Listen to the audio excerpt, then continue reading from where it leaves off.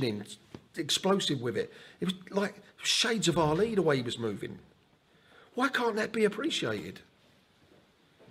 What the hell is going on? Have you spoken to...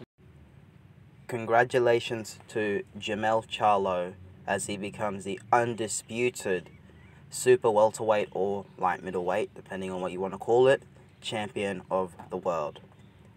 So guys, this was a very, very cagey fight. We've seen a lot of inside fighting. When I looked at the fight, I thought to myself, oof, how much power does Jermell Charlo really have? I was really questioning his power throughout the fight, which was wrong of me because he went on to stop Brian Castano in an emphatic fashion. Jermell Charlo was most effective when he kept the fight at range. It's difficult because Castano was such a good inside fighter and he's very, very sophisticated when it comes to closing the gap, blocking punches and getting off shots. We saw Charlo trying to do a little bit of rope-a-dope, but at core he was most effective, and his ultimate game plan was just to get behind the jab and hit Castano with straight shots. But obviously stuff happens. Castano was such a good pressure fighter. Charlo has the ability as a 5'11" fighter to compete on the inside with a 5'7" fighter. So that's something that's very impressive from Jermell Charlo. You know, to compete with someone who's got the shorter arms. And for me, he was a round or two up throughout the entire fight. So he was beating Castano at his own game, and then bang, the big shot comes, and what a beautiful, beautiful knockout. You could just see that, oh, he really hurt Brian Castano with the first knockdown, and that he was going to go on to get the KO, and that's exactly what he done. So although early in the fight I was questioning Jermell Charlo's power, he was clearly able to maintain that power in the later rounds of the fight.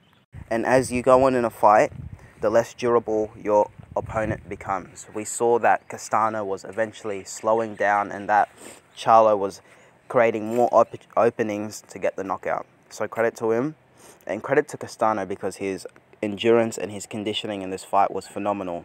And he was able to take a lot of shots. He was blocking a lot of the shots. A lot of the shots weren't clean in this fight. Both fighters were blocking shots and they were counter-punching.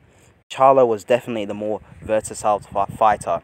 He could adapt his game, he could fight at range, and he could fight on the inside. And if you're Brian Castano as a pressure fighter, you're going to be always chasing Charlo, trying to get punches off. But when Charlo's keeping it at distance, keeping you at bay, you can get desperate. And once you get desperate, you can get caught with a big punch, which is exactly what happened. He got caught with a shot that he didn't see coming.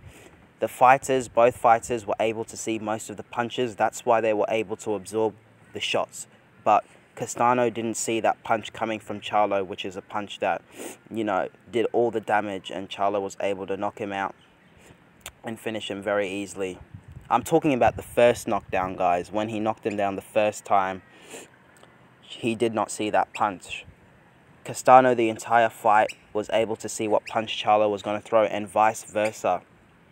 And it's a well-known saying in boxing that the punches that hurt the most are the punches that you least expect or you don't see. And I think that was evident, you know, with the first knockdown against Brian Castano.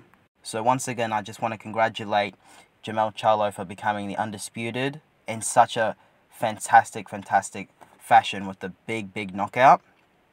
And also credit to Brian Castano. He came and he gave his all, and he made and brought up a competitive fight. You know, the styles just made the fight so interesting. I'm very impressed with Charlo's ability to just, you know, fight on the inside, because normally he's someone who's got a very good jab.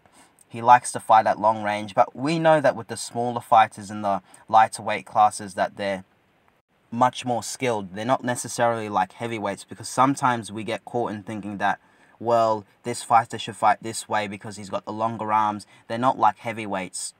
They are much more versatile and fluid and able to fight in different ways. Even if a fighter is usually a boxer, he can be a pressure fighter and he can be a counter puncher, and that's what we saw with Charlo. Charlo is, you know, he's a complete fighter. He can fight at range, he can box, he can fight on the inside, and he can get big knockouts.